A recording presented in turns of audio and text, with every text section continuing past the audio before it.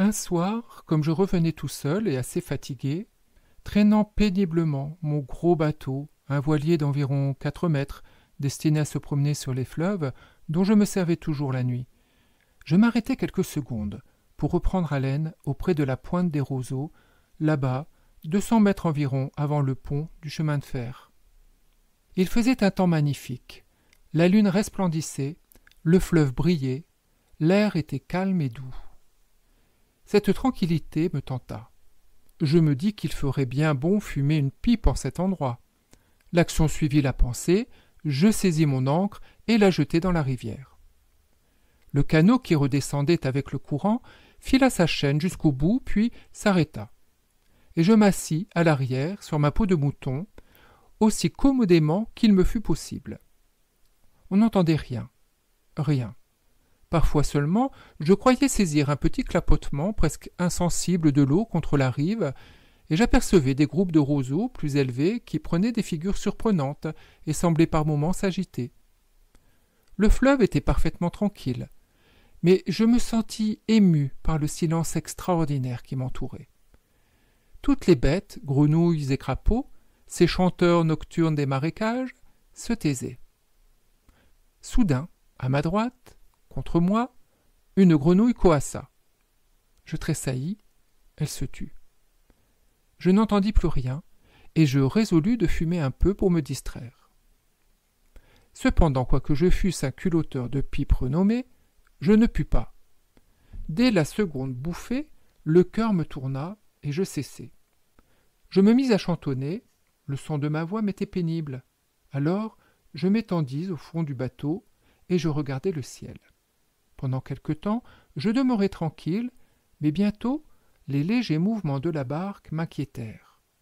Il me sembla qu'elle faisait des embardées gigantesques, touchant tour à tour les 2 berges du fleuve, puis je crus qu'un être ou qu'une force invisible l'attirait doucement au fond de l'eau et la soulevait ensuite pour la laisser retomber.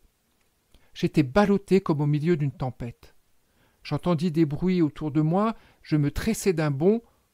L'eau brillait, tout était calme.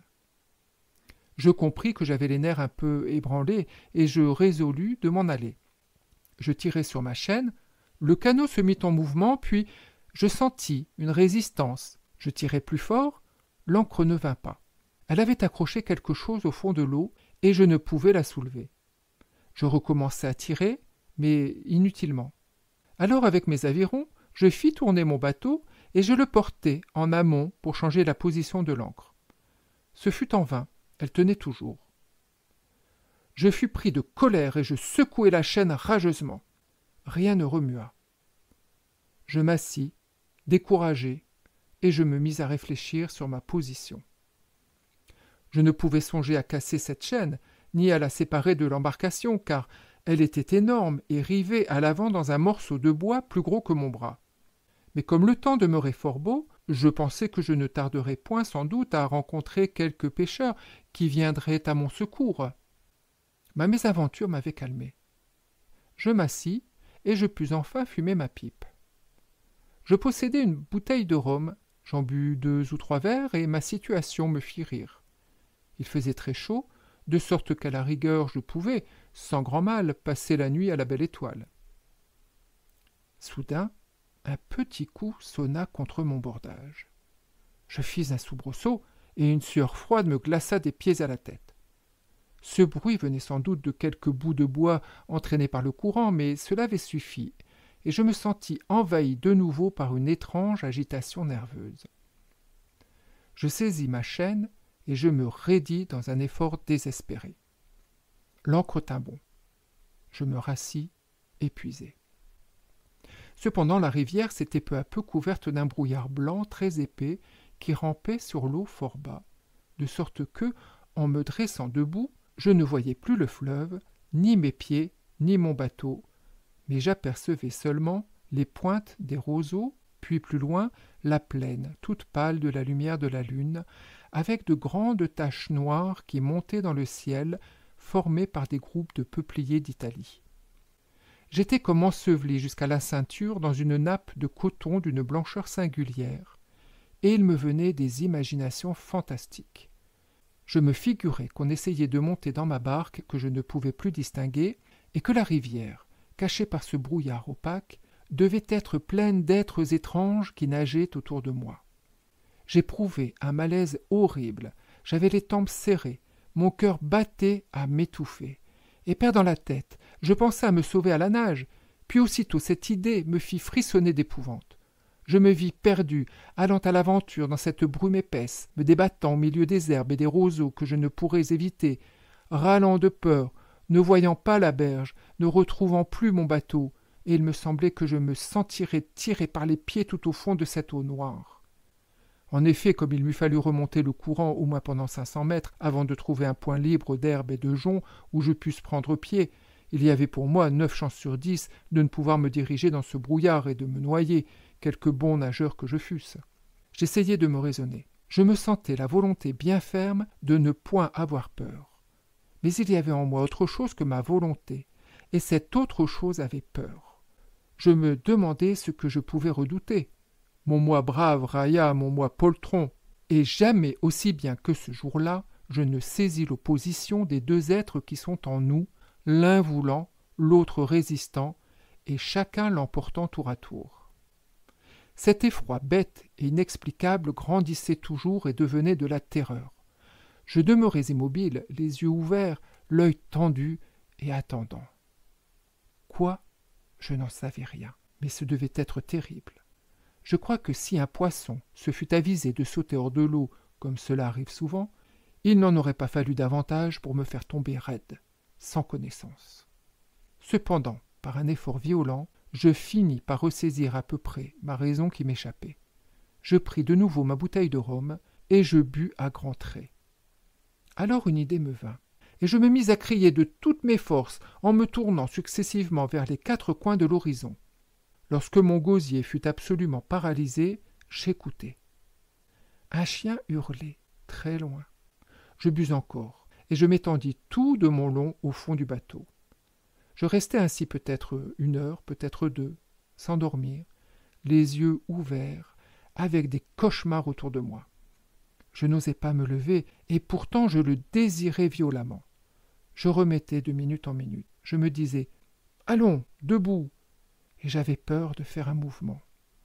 À la fin, je me soulevai avec des précautions infinies, comme si ma vie eût dépendu du moindre bruit que j'aurais fait, et je regardai par-dessus le bord.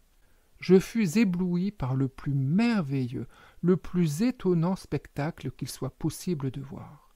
C'était une de ces fantasmagories du pays des rêves, une de ces visions racontées par les voyageurs qui reviennent de très loin et que nous écoutons sans les croire.